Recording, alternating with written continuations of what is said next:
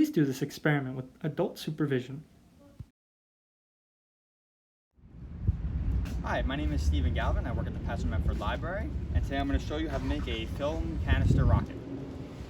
Starting September 5th, you can pick up your supplies at the Patchogue-Medford Library to make the film canister rocket, but while supplies last.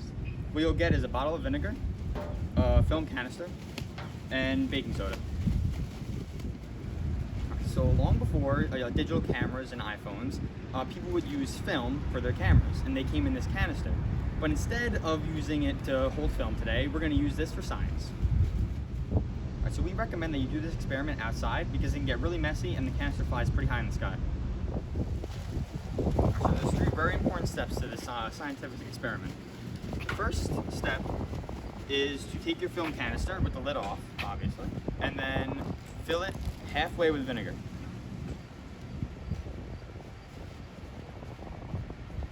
And put your vinegar to the side. Now for step 2, you're going to take a 1/4 teaspoon of baking soda and put it in the top of the cap. And there's a little hole in the top of the cap, so it'll fit perfectly.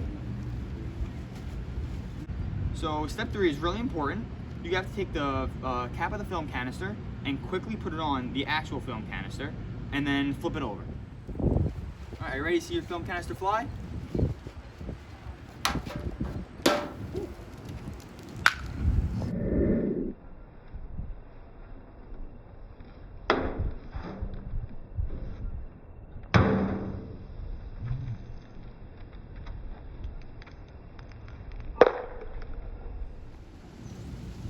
Alright, so now it's time to explain the experiment.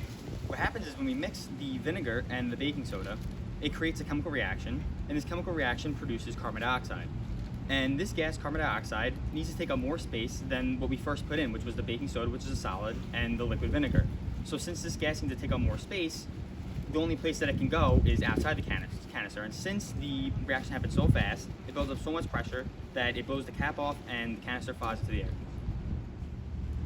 Alright, so we hope you enjoyed this experiment. If you want to learn about any different experiments, come down to the Patchogue-Medford Library and you can pick up a few books. We hope to see you soon.